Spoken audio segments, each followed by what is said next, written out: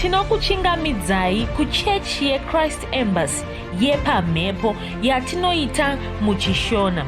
Iko zvino hapachina chikonzero chokupedza svondo rose usina kupinda chechi, nokuti painopindwa unenge usipo, kuda wakanga uri kubasa pakaenda vamwe kuchechi, kuda wakanga uri parwendo, kuda chechi yeChrist Embassy haisati yakuwanikwa kwaunogara, kana kuti unofarira hako kudzidza shoko raMwari nechishona.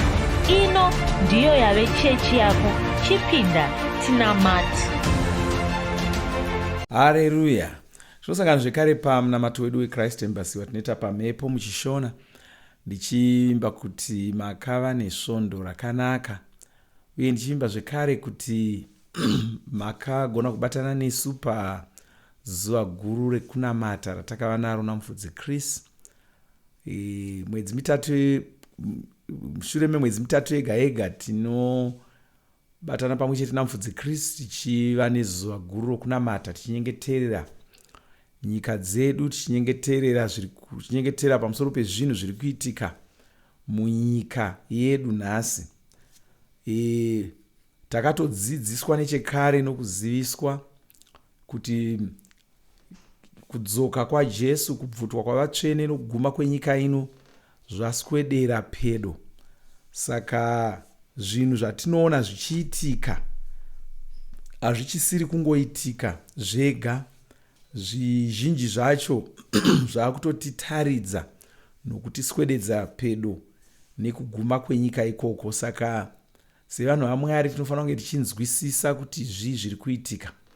Musangotarisa zviri kuitika pakati pedzinyika kana mudzinyika nezviri kutaurwa nevanhu wongofunga kuti ameno ndo zvakanga zvakangoita nyika kubva kare nakare.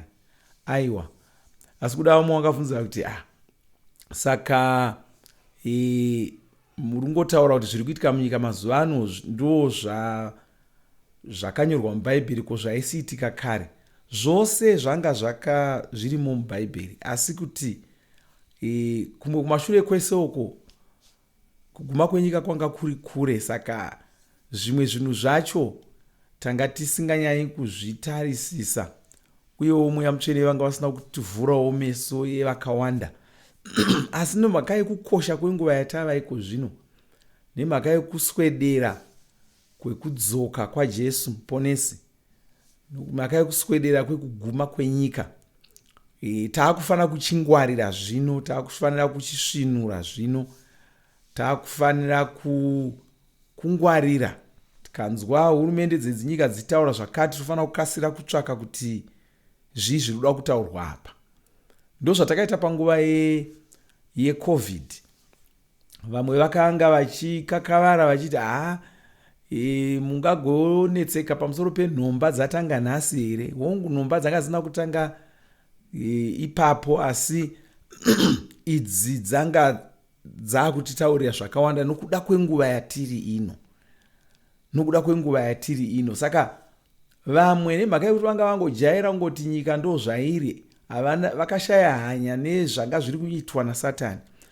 Asi tinotenda Mwari nokuda kwomuranda waMufudzi Chris, vakagona kuona mweya, vakakasira kugona kutiyambira, vakatichenjedza, vakataurira kuti ngwarirai zvinhu zviri kuitika izvi nokuda kwenguva yatava. Nyangwe iyewo Satani kwanza akuziva kuti nguva yake yapera, saka mashandiro akewo haachangoiti zvinhu sezvaaisiita kare.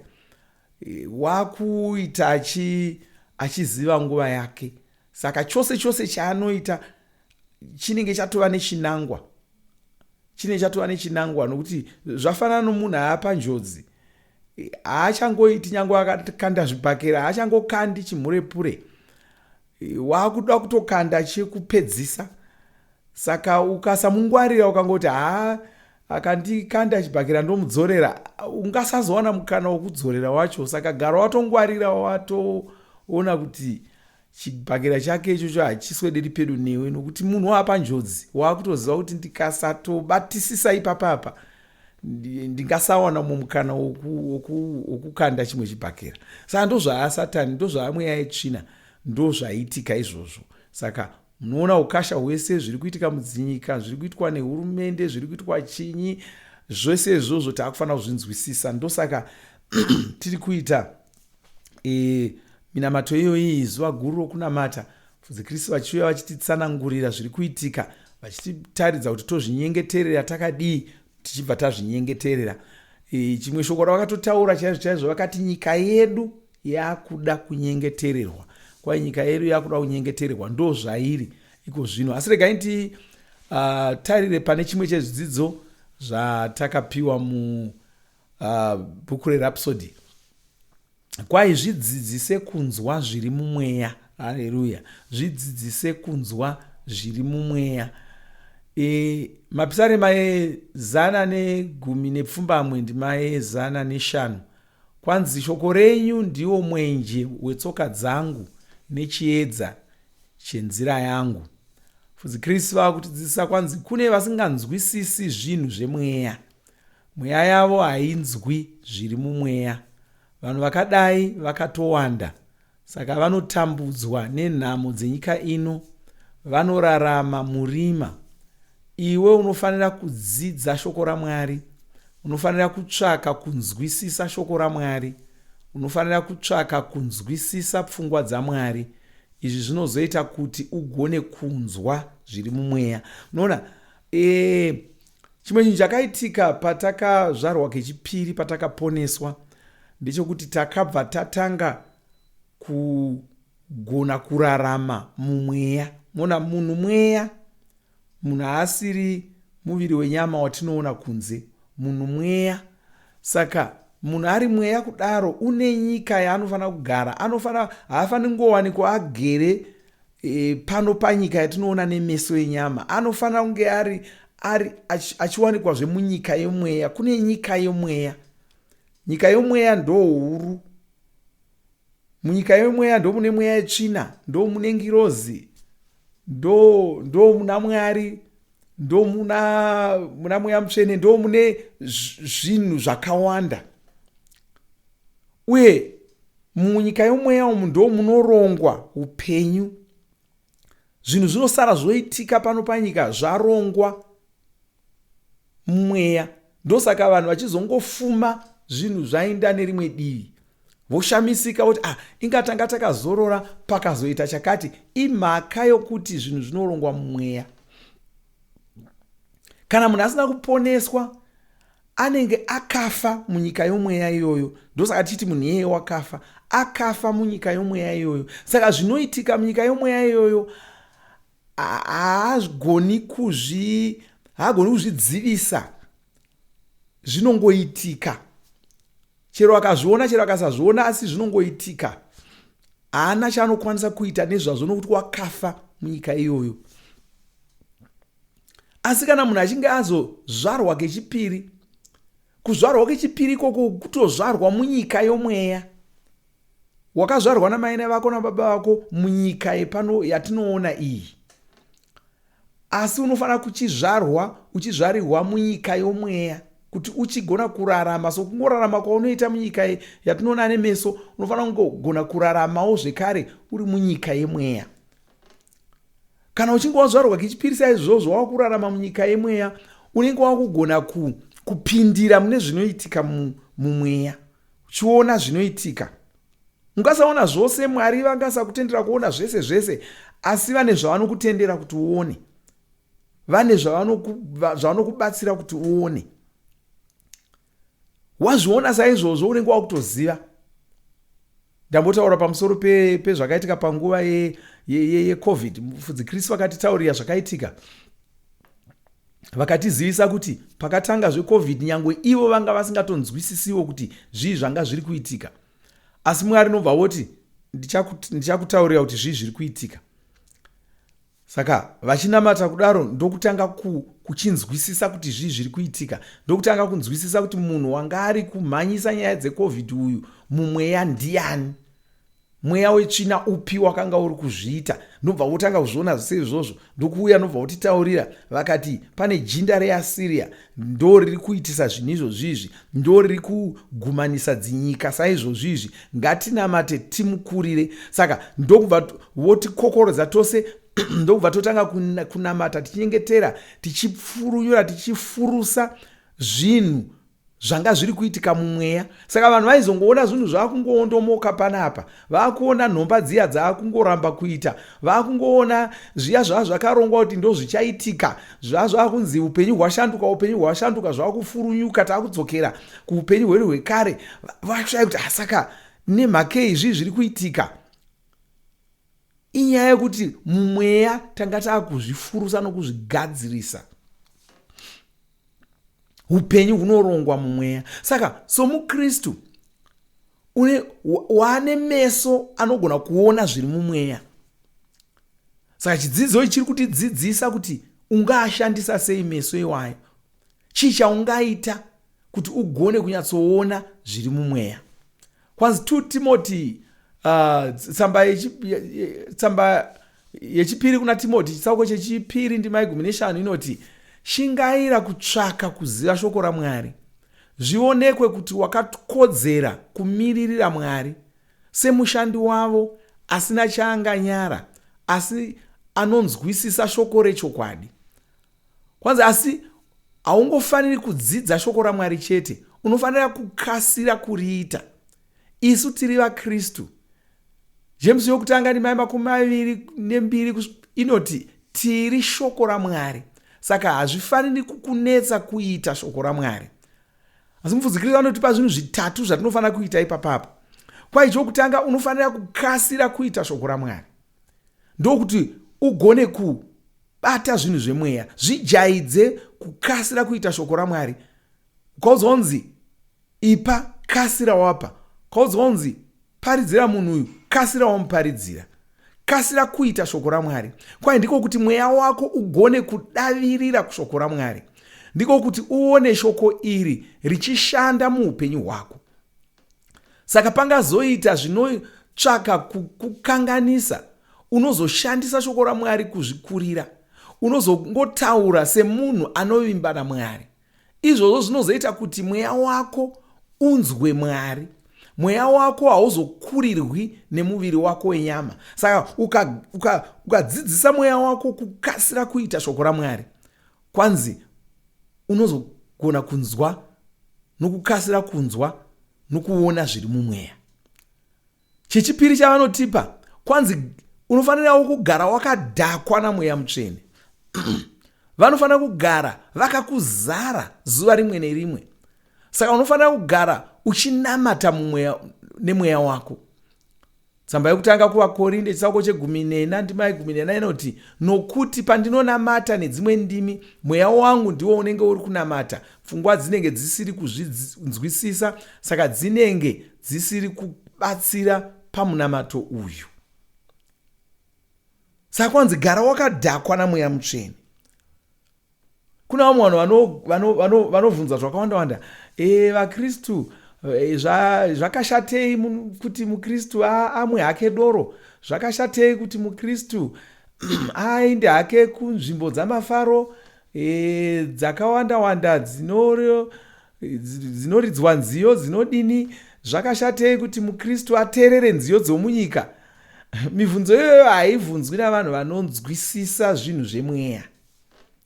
Mibvunzo iyoyo haibvunzwi navanhu vanonzwisisa zvinhu zvemweya. Wafanana nomunhu watinoti ndiwo mutungamiriri wenyika. Tapedza kuti ndiwo mutungamiriri wenyika, wodzoka kuti saka zvandava mutungamiriri wenyika, saka sei musinganditenderi kuti ndi hangu ndoga ndimbonovhima musango ndiri ndega, ndichimbonakirwa hangu ndichimboona miti ndiri ndega? Dambudziko rako harisi rekuti uri kutsvaka zvinokuitira nezvisingakuitiri. Dambudziko rako nderokuti hauzivi zvawava, ndo nyaya. Saka vaKristu vanenge vachiti muKristu anorambidzwa here kumwa doro, haazivi zvaava, ndo dambudziko rake. Kwaigara wakadhakwa namweya mutsvene. Zvinokana ukange wazombomwira mweya mutsvene vachapindira papi apa. Nyange Mwari vakada kutiparidzira munhu uyo iwe wakadhakwa, pane pauchamuparidzira here? Mweya mutsvene vakada kutaura newe wakadhakwa kudaro, pane pavachakugona here kutaura newe?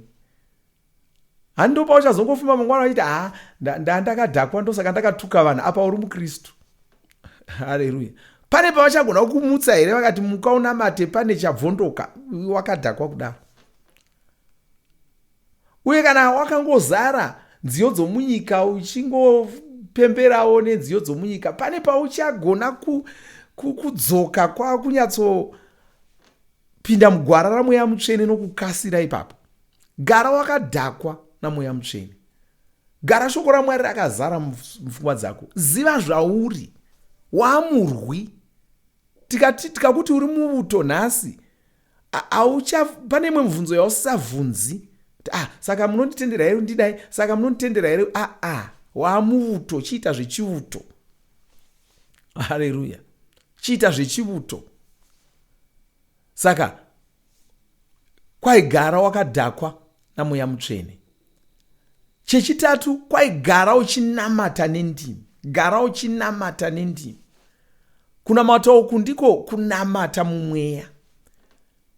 Iwe unganamata mumweya kudai. Mweya mutsvene ndivo vanenge vari kupa mweya wako mashoko ekutaura nawo. Ndivo vanenge vari kutungamirira mweya wako, vachiusunda kuita zvinhu, vachiita kuti mweya wako ujairire kutungamirirwa navo. Saka kunamata uku kunoita kuti ugone kukasira kunzwa zviri mumweya. Kunoita kuti mweya wako ugone kukasira kunzwa Mwari.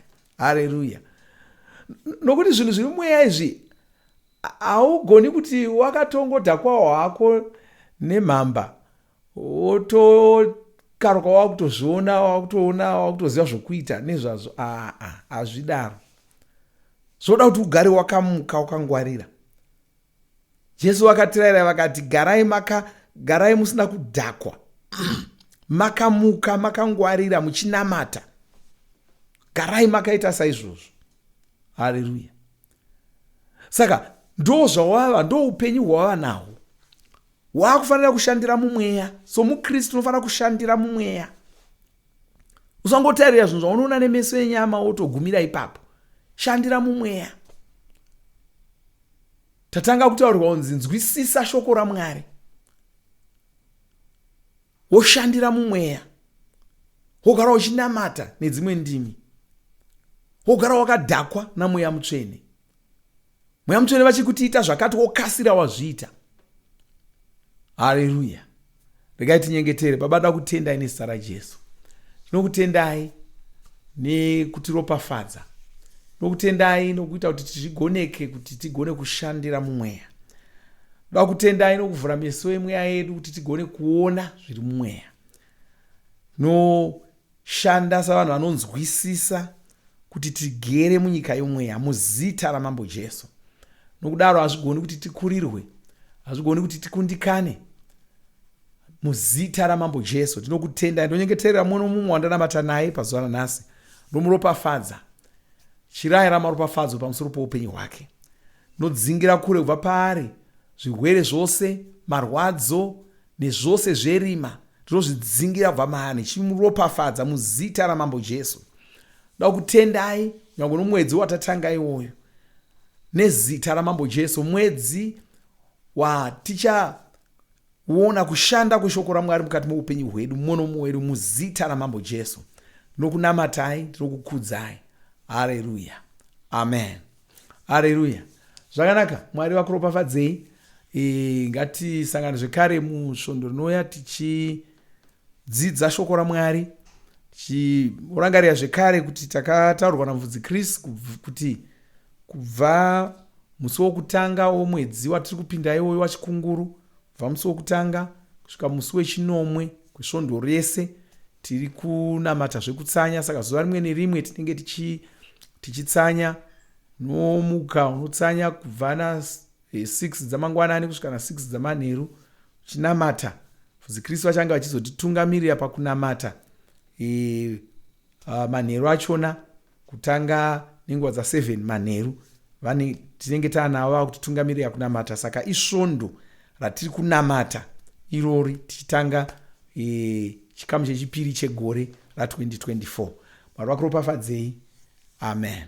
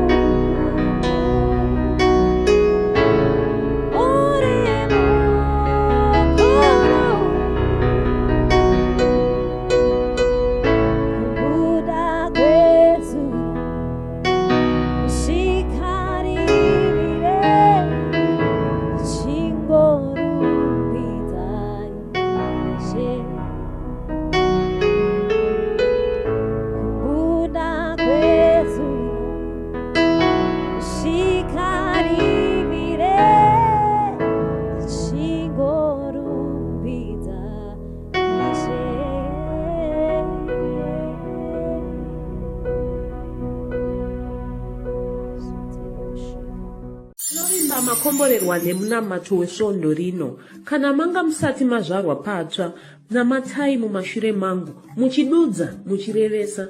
Taurai muchiti, Mwari vari kudenga, ndinouya kwamuri, ndinokoka Jesu kuti vapinde mumwoyo mangu.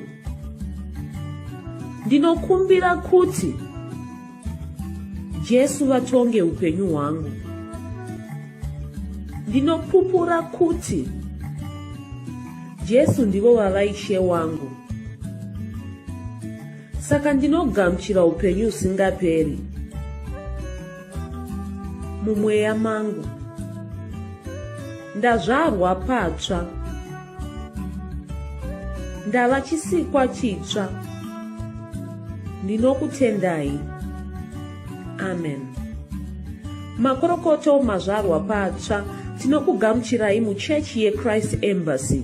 Titumirei zita renyu nekwamunogara. Munogona kutumira iri SMS kana WhatsApp pa 0772 215 kana kutuma tsamba pa shonaror@gmail.com. Muchida kupa mpiro yenyu neEcoCash, rovai namba *151*2*5*58225# motevera zvinenge zviri kutaurwa neEcoCash ipapo. Kana muine nhare dzemazuva ano munogona kushandisa KingsPay kupa mpiro yenyu. Shandisai kodhi inoti TNIOG nemavara makuru. Tinoda kukuzivisai zvinotevera. Tinokurudzira kuti musadarikwe nezvidzidzo zveRhapsody. Zvidzidzei kuti shoko riwande mamuri mugone kumirisana nezvinhu zvinonetsa muupenyu.